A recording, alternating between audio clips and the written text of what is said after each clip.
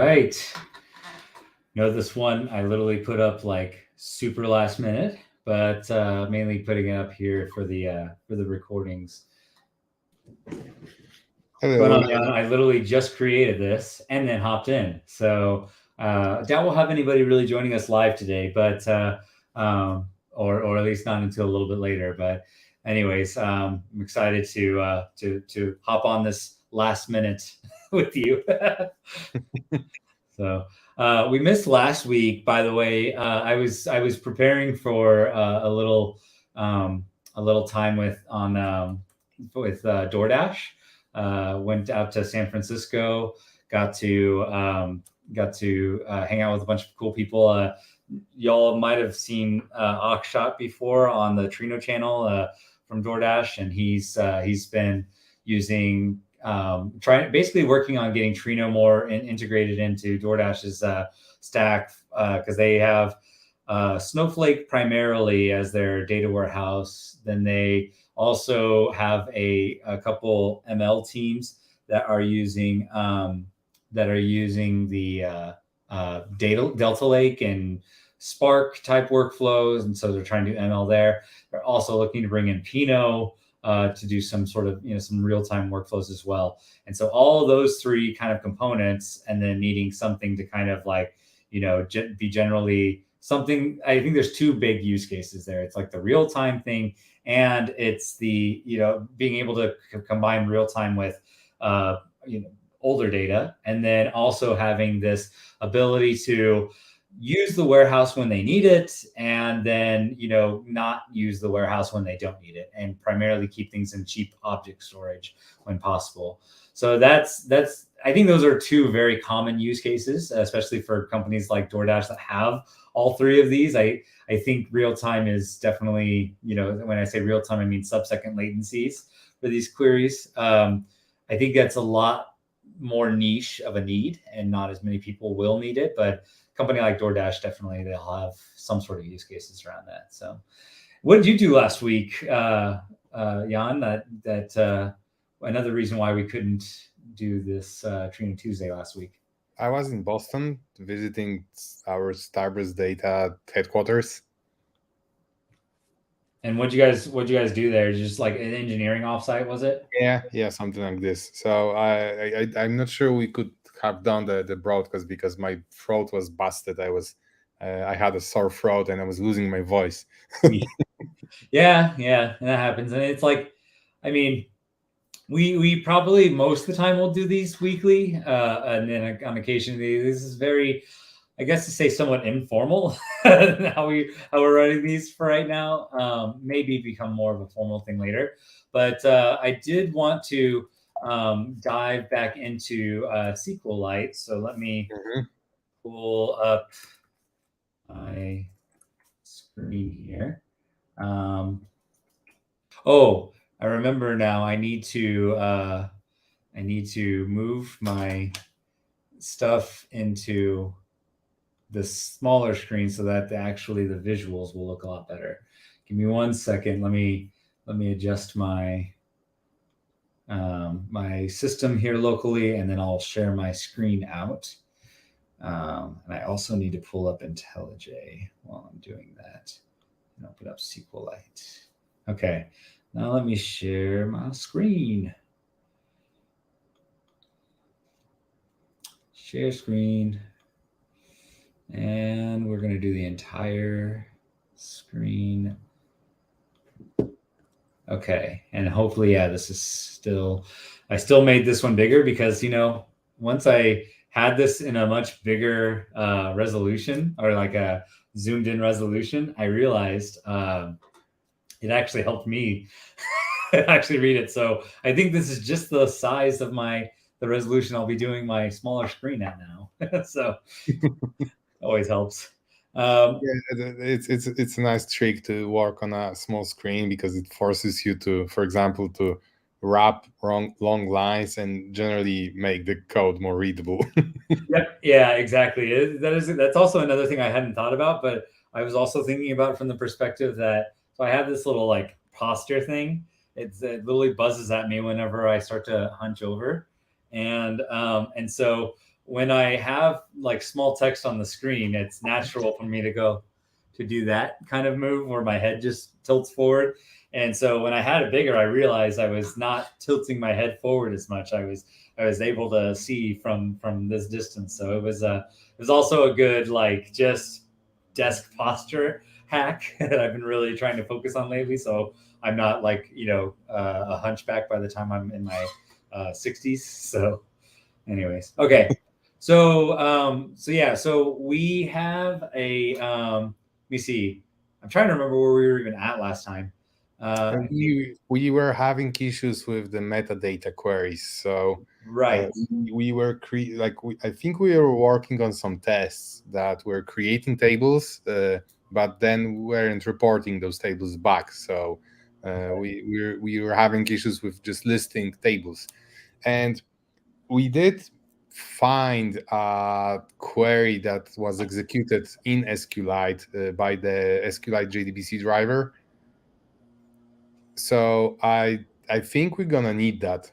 You were running that in the terminal here. Maybe you Yeah. have. Let's go ahead and run the debug. Yeah, because my idea is to just run the local query runner with Debug on. yeah, with a SQLite database, like with a file name, and Oh yeah. connect to like open up the same file after creating some tables, and look around, and like maybe we did check that it was reporting a schema, but I would just run the same query that JDBC executes for listing tables, just to see what's the result, and to see if like there could be a reason why it's not being processed. We did suspect that some filtering was going on. That's like the tables were created in a way that their names were filtered out when getting a list of tables. But we just need to replicate the same way how the JDBC driver gets a list of tables.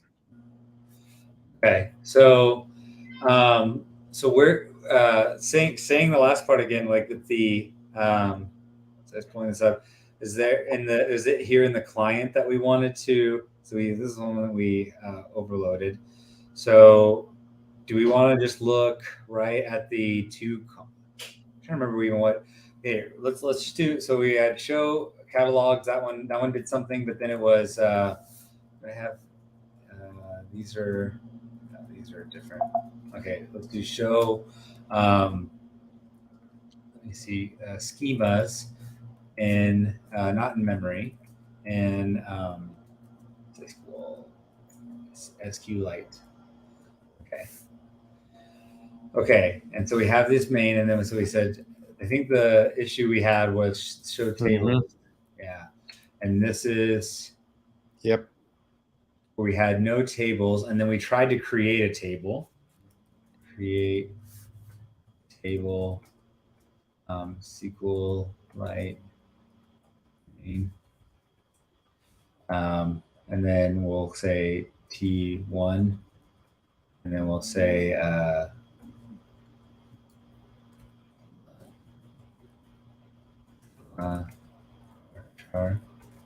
right, did I mix it around? Is it? I mean, types don't matter in SQLite, so it's gonna accept anything. Oh, okay. I mean, well, but this is running in Trino. Yeah, like this is good. This is good. This is good. You can just try this. Let's create table with the metadata. Okay. Now I gotta remember. I don't know if I can push function. Let's see if I try this function one. Let's see. You got F8, right? It's a stepping into is that, and then stepping over is F8. So there's F8. There we go.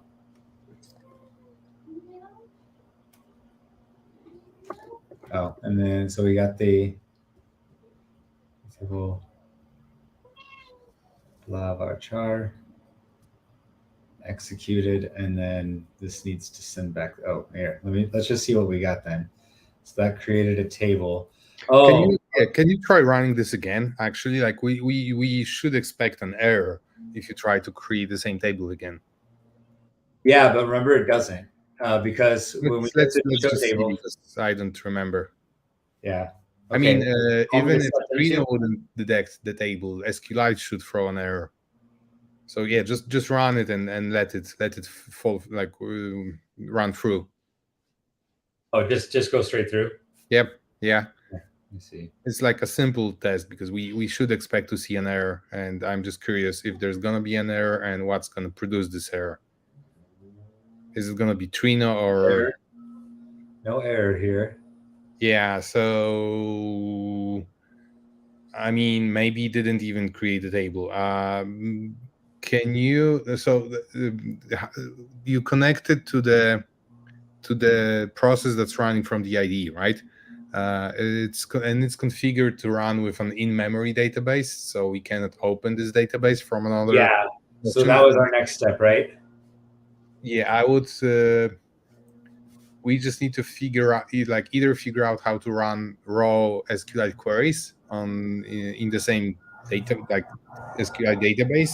Yeah. Uh, the easiest way to do that would be to change the query runner you have in the project to not to use an in-memory database, but just to use a file name, any kind of file name.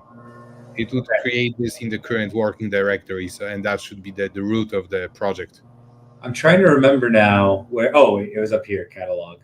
No. That's no. That's used to pack up to build the Docker image, the default Docker image.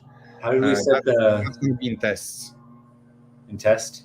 Yep, there's a SQLite query runner. Oh, okay. And then we just specify it here. Okay. And there's memory. Yeah, so just change, and it's like colon memory colon. So you have to also change the starting and ending columns. Right here. And one more, the starting one too. Oh, wait. No, that's too much. You have to leave one. No, just leave one, Oh, okay. and just type a file name, like any file name, like Brian.db. Like that. Yep. Okay.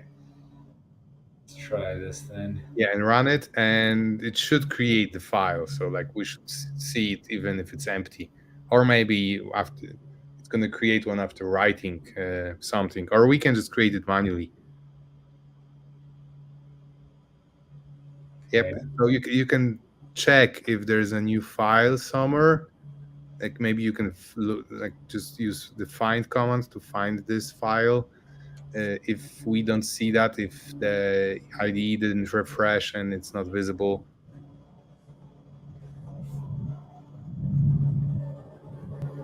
So I would think that it would show up here, and I'm like, if I do this right here, like reload from disk. I don't know. I would just use the terminal. Okay. So it might not be creating this file until you try to write something to it. Yeah. Okay. So that's it. Brian DB. Okay, that's only in there, in project. Okay. I mean, you're using find in files, and that would be a binary file that would not get searched anyway. Let's see. I mean, yeah, if it's not in the tree on the left, it didn't get created yet, or maybe in the target directory. So target might be set as the current working directory. I mean, we could also just check. Nah, it's not here. Like we could also just check the configuration of the command you're running, how you run the SQLite query runner for the current directory. Anyway, yeah, like you can try running create table again. Okay. Like anything that would.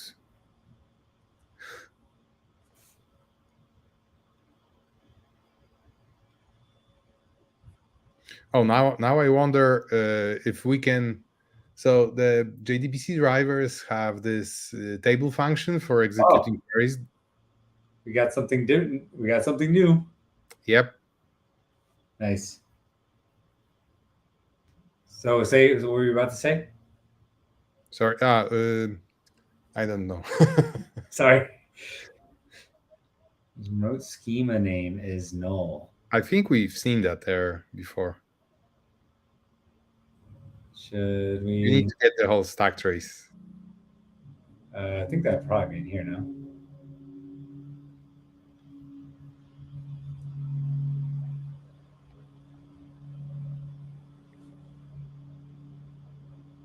Trino metadata.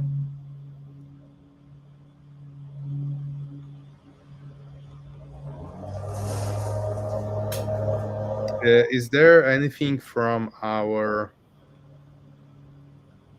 project, or is it all? No, it's all from Trino. Operator. Can you scroll down a little bit? Yeah, all of this is from Trino and some external libraries. Yeah.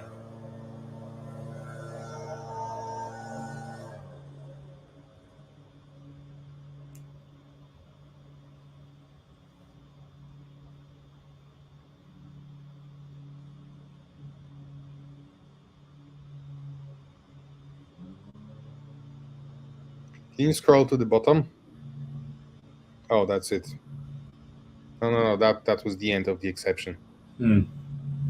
I mean, the bottom of the exception. Yeah, this. Oh, gotcha. So this is where the code gets called JMX. What?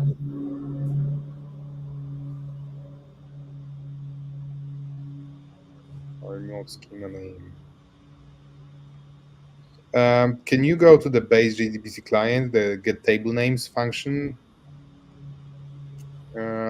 Yeah. So, oh, it is processing some results set. So it is reading some results from probably that. Yeah, from the get tables method. That this is getting something from the JDBC driver. Get table schema name. Yeah, I would put a breakpoint here. That's interesting. So we do get some results from the JDBC driver, but looks like they're invalid. Okay, let's see. This should be a good spot right here. Or the next line. Yep.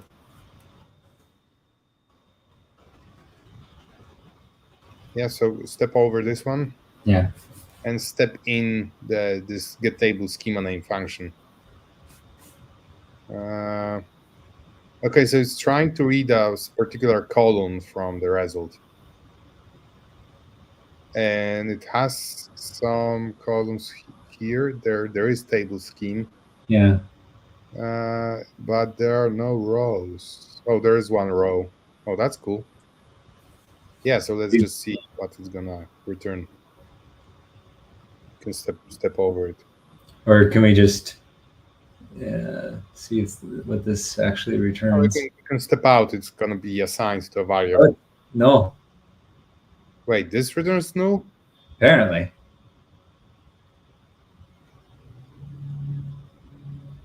Result set. Table underscore scheme. Weird.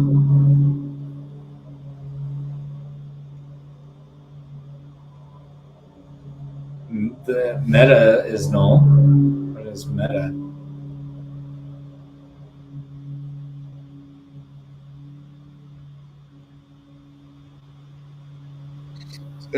Can you execute? Yeah, you're evaluating some code. Can you? Look at that. Tables value 2. Why is this? It's just a mapping of a column name to a column index, because like usually you just get values using like numeric indexes. Right. That's what I'm saying. I'm wondering why this didn't give us back 2 though.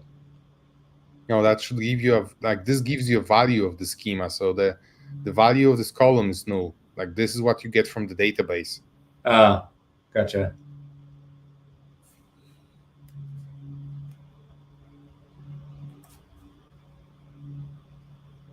So can you get some other columns from this result set, like You can use numerical indexes. You don't have to use table names. Can you evaluate an expression to call result set get string with just numbers? Yeah, let me see.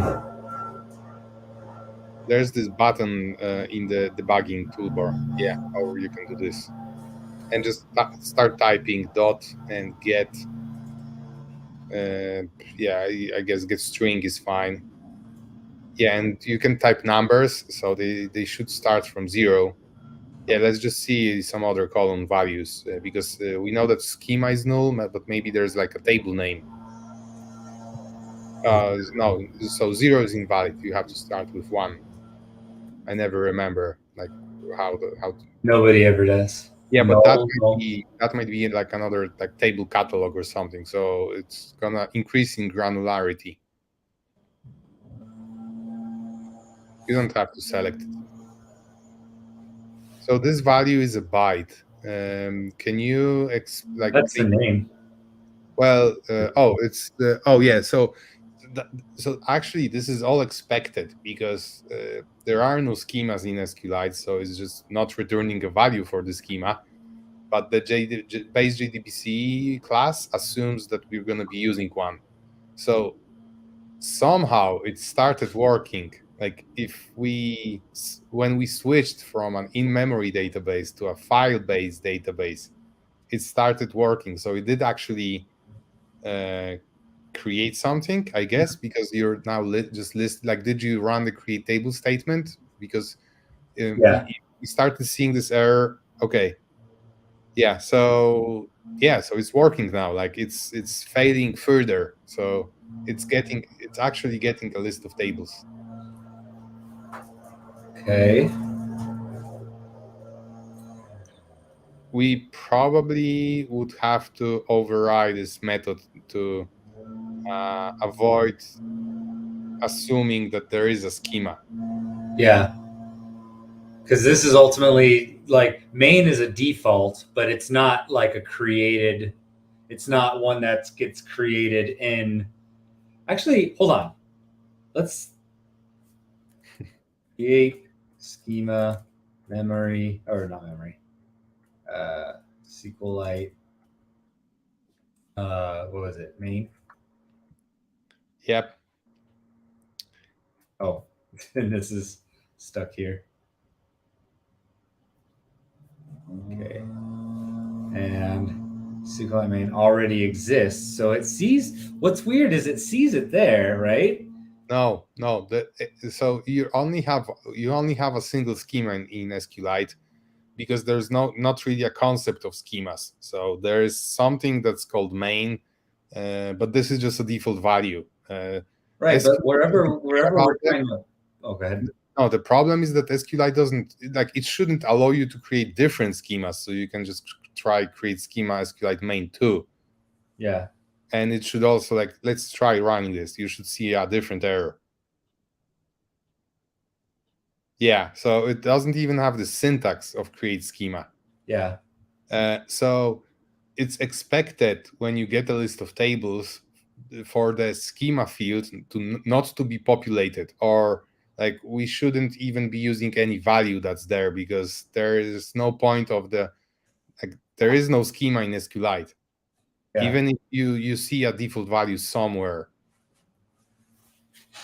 Okay. Okay.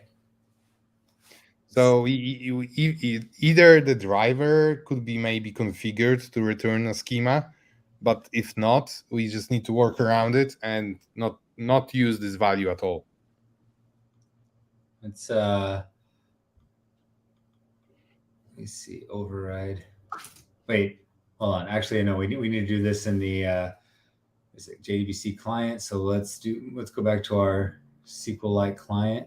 Yeah, we did already override one method. Yeah, and that was which oh shoot, now I forgot the name of the the one we were just looking at. Get table names. I don't know if there's multiples of these. Yeah. I mean, there might be others that call this method, but okay. We shouldn't have just this is the only one that's public, anyways. Yeah. Okay. We shouldn't have redundant methods. Yeah. Okay. So get let's see.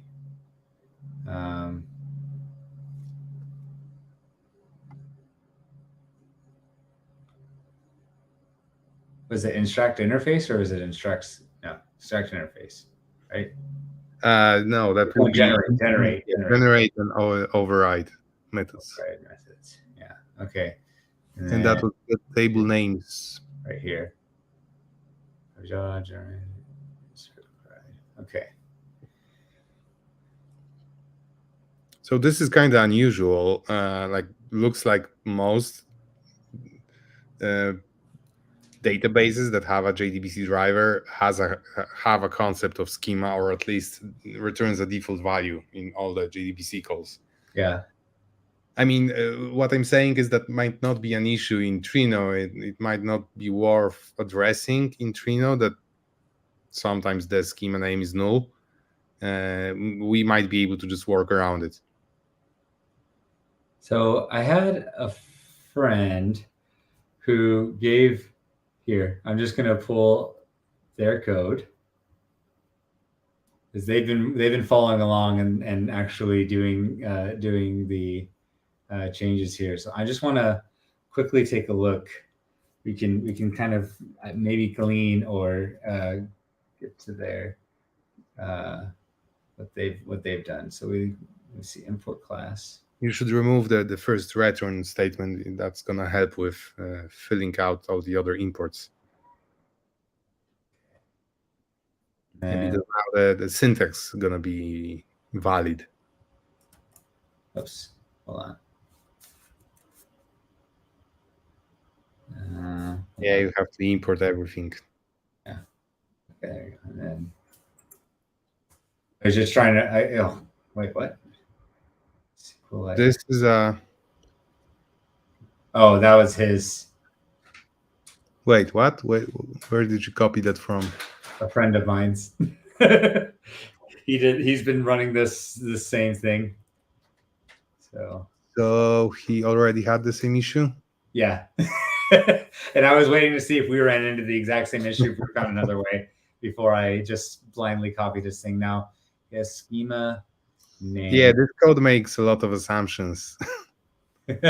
I wouldn't necessarily use that. I would just copy the code from the method we are overriding and remove what we know. Yeah, let's give everybody the experience. So, okay, I'll keep his code in the background though, just in case we need a little hint. Okay, so where are we going? Base JDBC and get table names. So let's move this over here. Catch. And let's just throw this in here. Okay, and this is coming from, okay, so here, let's just make this bigger so that everybody can see this. So here we have same connector factory to get a connection. Schema.map. Well, maybe we're not going to be using this because we're getting some remote schema variable that's probably a schema name. Yeah, so we just need to really just pull. This is just going to be main, right? I could say optional.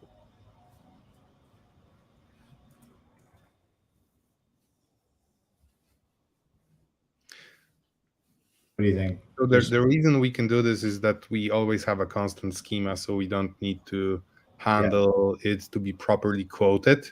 Yeah. We can then get rid of this. Well, yep. Yeah, right? Because that's never, I mean, in our particular case, right, we always know that it's, let me just put a little thing here that says schema and SQLite.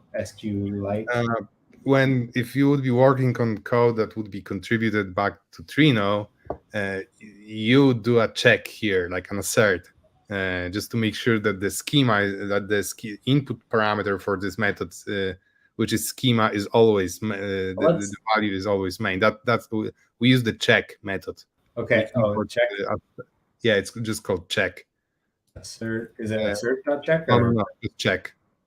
lowercase check. Yeah, and we import that as a static method from, I think, maybe not, maybe Juice or the other Google library. I don't remember.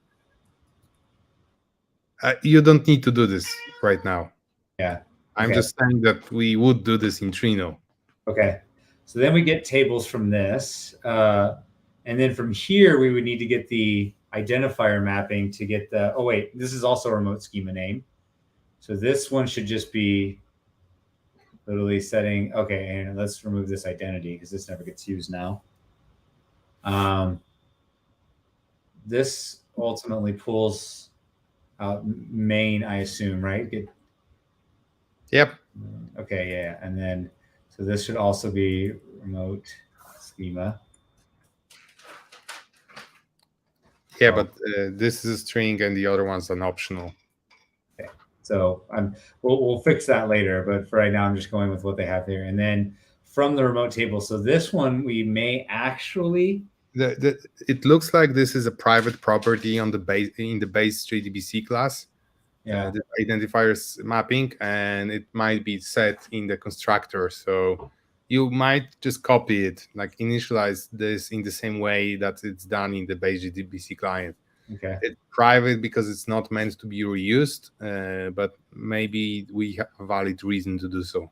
Yeah. All right. So is there a fast track way of doing what I'm about to do, or? I don't think so. Yeah. Okay.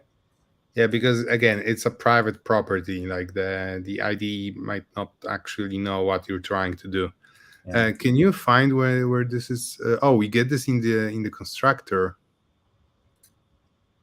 Okay.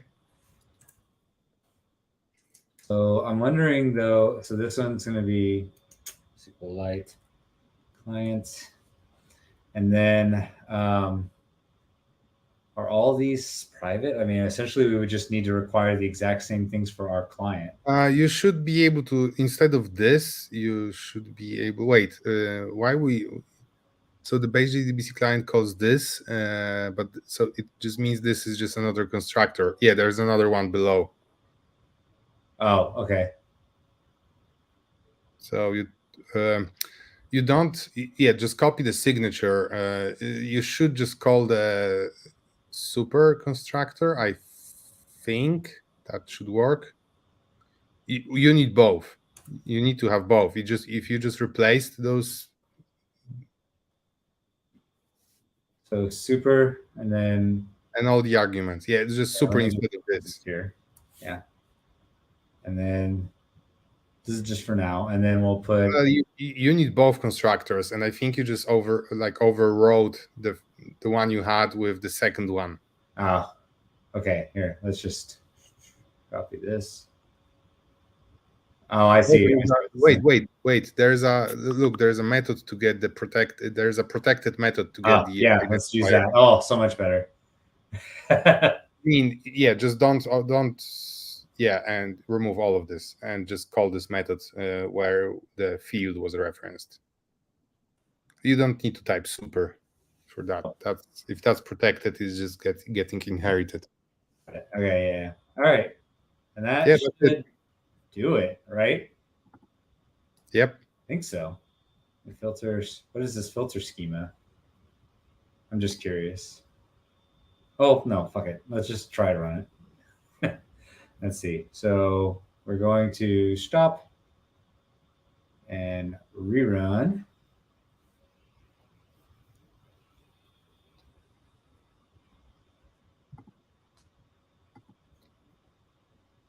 Okay. Now, let's say, oh, Q1 already exists. How about just show? Yeah, because it does. Yeah, we have the database, right? Oh, yes. Nice. Nice. So it's kind of weird that it doesn't work with an in-memory database. It's a problem because if you're going to be using this for testing, it should leave. Like now you should see that there's a file, like a new file that exists that got created. Brian DB. There it is. Yeah. So we can just add it to git ignore and avoid committing it, but you're just gonna be overwriting it. If you run some tests that would be creating objects, it's gonna be complaining that they already exist. So it's just that's why like it's better to use an in-memory database, because you don't have to deal with an existing file. Now we do have to deal with it, but I mean, we can either just figure out why the in-memory database is not working as expected, or deal with an existing database file. I'd say for now, let's just deal with the existing so that we can carry on, and then we'll trudge back to the getting this thing working from the let's do a quick zoom out, because we have it's 12:37. We have like 20 more minutes after this. I wanted to quickly again show. You haven't queried the table yet. You haven't run a select query. I just wanted to. Well, okay, Let's get that working first, actually, and then let's put insert. Oh well, you can run a select expecting an empty result. Oh first, then run an insert and then see a difference. Fair enough. Yeah, let's try that. So SQLite. Oh, you don't have to type the fully qualified name every time. Do you not have to? Or so run use SQLite main and don't type fully qualified. Okay, now. Let me see. Set read only. That's interesting.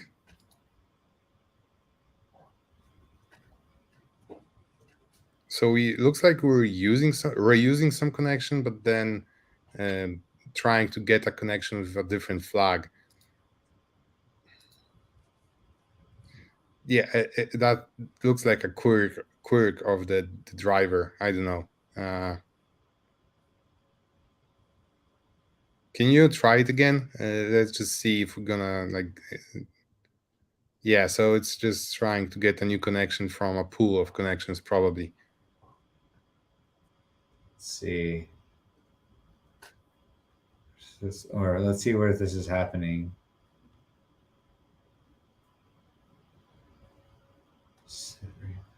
SQLite set read only.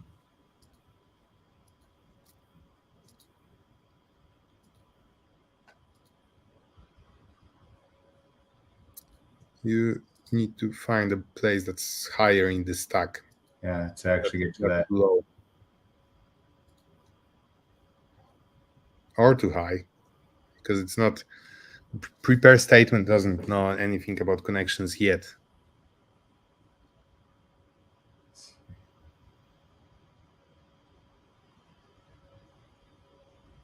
Okay, so there's some set read-only methods. Yeah, these are connection. No, but this starts from get connection in base JDBC client. This is the interesting part. What's that? Get connection in base JDBC client. Oh.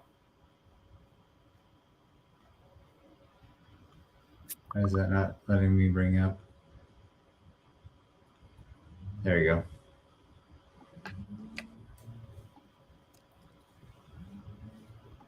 Okay, so let's go follow that, yeah? This is base series. I wonder why. Wait, so we get connection. Okay, let's try doing this one more time and seeing what happens. We'll go in there. This is in. What is this? Okay, this is still Trino code. And super. I wasn't looking. What's happening here? We're setting this explicitly, set read only, but we're not supposed to. Yeah, I imagine that doesn't like us to set read only, so we'll have to override this as well. So here. But why we're setting it? What's happening? What's happening in get connection? So let's see. We're getting a new connection from the factory. Yeah, it's just we simply we said might we might work around it if, like, for example, so it looks like we're getting an existing connection for which we cannot change any flags, which makes sense. Another question would be why we're getting an existing connection instead of opening a new one. I mean, this is SQLite, so it's not really a connection anyway. Yeah. But maybe there's some kind of connection pool, and it has a different, like, size different than one, so it can actually reuse connections. Yeah, that's. I mean, do we just override this one and avoid getting a new connection then? And I just mean, I'm wondering, can we like somehow a single configure this connection factory? This is. Where does it get set? You could just check the docs for JDBC connectors in Trino just to see if there are some common properties that we could set in the configuration, like pool size. I mean, on the other hand, in SQLite, we kind of should expect to be working with a single connection always, because it doesn't make sense to have separate connections to SQLite because it's just like a in-process database. Let's see. I mean, that would be a workaround. Looking at the connector factory, example connector factory. I'm going to check the Trino docs for other JDBC-based connectors. Yeah. Because it does list the properties. Let's see.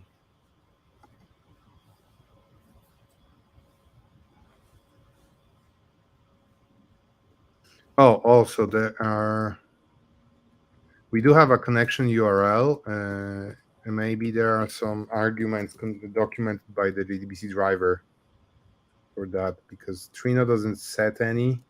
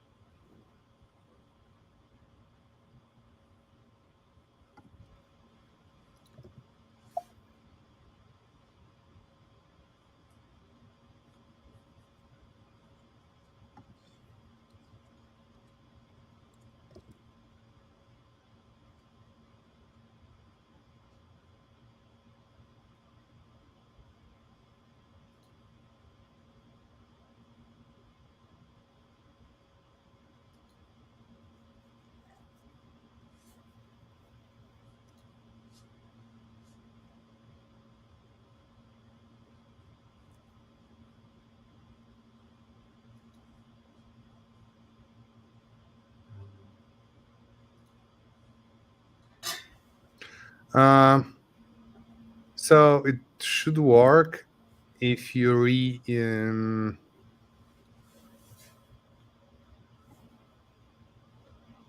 wait. Do you want to go to like the code? I mean, if you're gonna restart the server and just run the select again, it's gonna work, because that's gonna be the first query that you're gonna run, and it's gonna set the read-only flag on the first connection it gets. So yeah, let's just work around it right now by just restarting the query runner, the Trino server. Okay. So.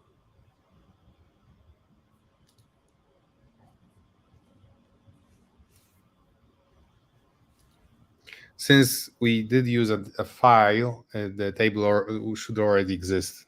It's going to be empty, but it should exist. Still yeah, it's doing something. It's getting a different connection before.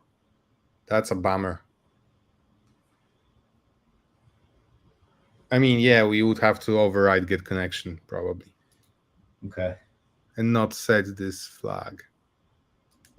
So it's interesting that all other JDBC drivers that Trino uses for other connectors. This works. Yeah, they do handle. They allow this, and SQLite doesn't allow this. I mean, SQLite is, I mean, special, right? So we might, Yeah, yeah. I mean, and everything to that point, right? All these JDBC things are special in their own way. But yeah, it's just about finding out like the yeah, kind of what special things that we specifically need to override here. I just copied the entire thing because it was not that long of a setup, and so effectively, like this is, oh wait, oh, we'll just put this to false, I guess, right? See if that what that does. Set read only to false. Try that out real fast. And see if simply just refreshing. I mean, otherwise, it might be the fact that we're getting the different. Okay, there we go. Blah 0 rows. All right, so yeah, it literally came down to this flag. It's not use config.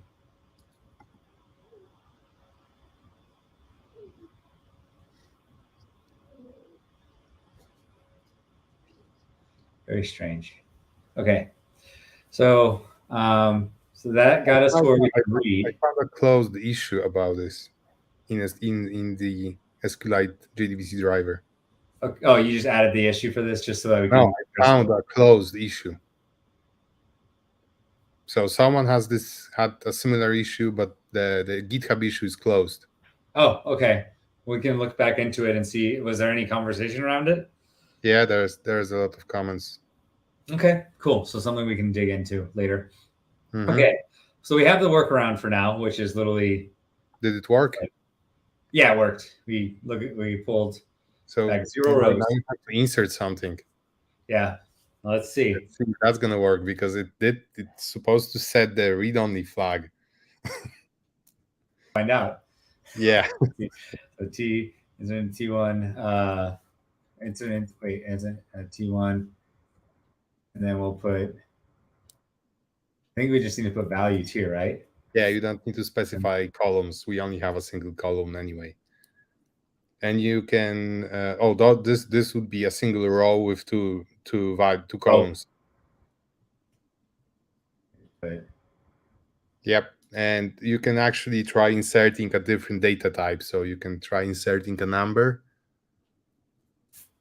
like a double maybe, to make it explicitly a number. And put what? A double, so with a fractional part. Oh. Just any fraction, any non-zero fraction. Whoops. Like a fraction is which one? What? A fraction is after a dot, so it's 2 dot something. Oh, right, yeah. Decimal fraction. Got it. Okay, got it. And not zero. I mean, and use single quotes for strings. Double quotes are for identifiers. Yes.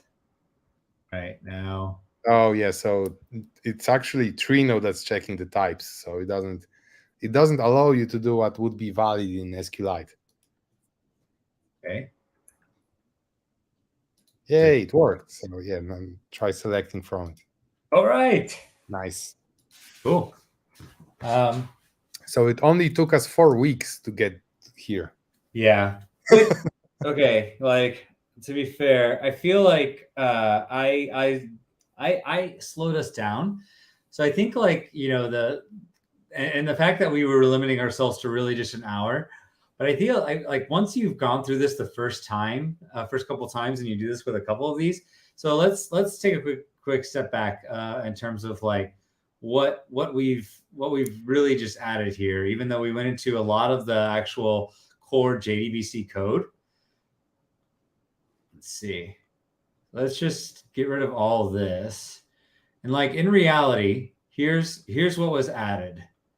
So when you're adding the SQLite JDBC plugin, just to get to the functionality that we did right now, where we can list the schema, list the tables. We can now create the tables, list those tables. We can insert data. We can select from that data. And then we could try delete here in a second, but to what we can do up to this point, right? Some basic things with the SQLite plugin. Obviously, a lot more would need to be tested to like actually use this thing for real. But like, it's literally this plugin class, this plugin top of class. This was just auto generated from Jan's basically Jan's setup here, which is just pulling together the JDBC client. So binding the JDBC client code and the SQLite client code, and basically making that available in the class path.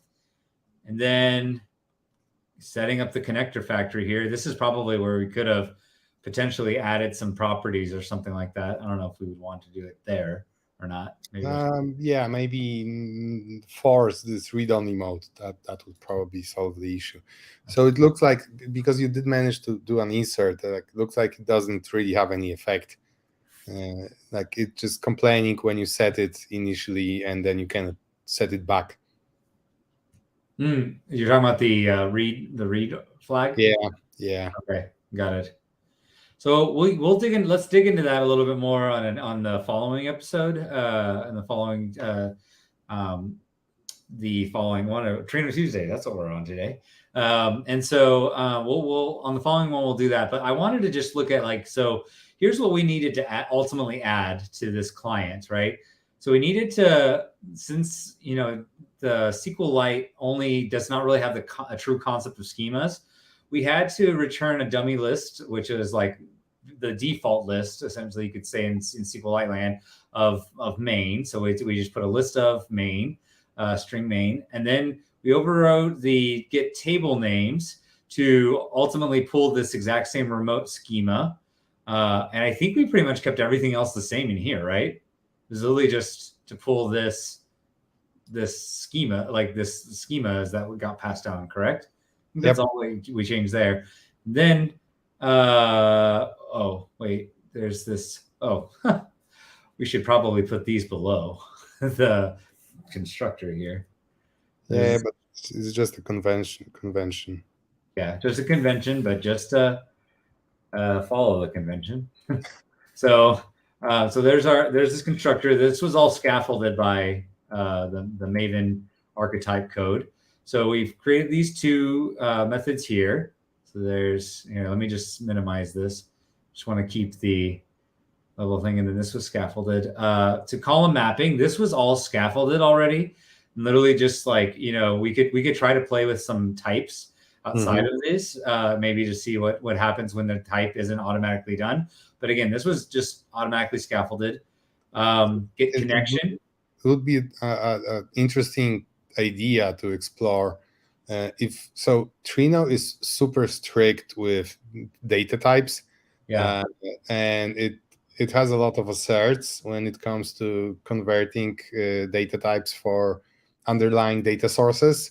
It will be an interesting exercise to see if we can relax it a lot, just because SQLite doesn't really care about data types. You can mix data types in a single column, which is arguably useful. You probably should not be doing this, but again, it would be interesting to see if we could force Trino to play with that. So if you wanted to specifically just do that for SQLite. Yes. Okay. So finishing up, this get connection was the one that we just added here. And this was just to unset this flag here when we're getting the connection. So all we change there. So those three methods, list schemas, get table names, and get connection. The rest was really scaffolded for us. This constructor here, the two column mapping, the two right mapping, char column and varchar column mapping, right? So all of those were already in there for us, and they're put in there first before. So literally, we really just changed list of to main. We updated main to be this one right here, and then this one was just set this read only to false. And now that literally gives us, so literally like 3 lines of code off of the base that differs from the base client, and everything else was scaffolded for us, right? So kind of incredible that that's all it really took, even though it took us weeks to kind of play around with this stuff. We weren't really dealing with too much time on this, and I'm here to be I think if we had Jan on this, like on the first week 1, we would have had this done in half an hour. I mean, my first Trino connector for Git took me a week, and I don't know how many hours was that, but that was like definitely over 10 hours. Yeah, exactly. And so I think like really ultimately, you know, and there's obviously some stuff in here we could probably get rid of this because this isn't getting used. Yeah, I mean, it's just incredible what we were able to actually run. Now we actually have a SQLite connector that we could start trying to form up and see if we actually get this contributed at some point to the actual Trino repo. I said I was going to push this before, but now that we actually have this like working, I think that's going to be good for now to actually push this through. I will have we can explore a little bit what's the usefulness of this connector if you're talking about contributing it back to Trino. So Trino works as a cluster, and you can have a cluster with multiple nodes, and since SQLite operates on single files, you'd have to make sure that you have exactly the same, like either adjust the connector more to always work with a single split, and that would be always assigned to the same worker node, just to make sure that it always operates with the same SQLite database file that would be located on one of the worker nodes in a Trino cluster. Or like assume that you're always running on a single node cluster, which is so that's the case that we're doing right now, right? We're running from a thread in this little debug thread over here. This is literally the single thread cluster, and so the coordinator is the worker, and that is the only reason why we know how, like, where to find this file.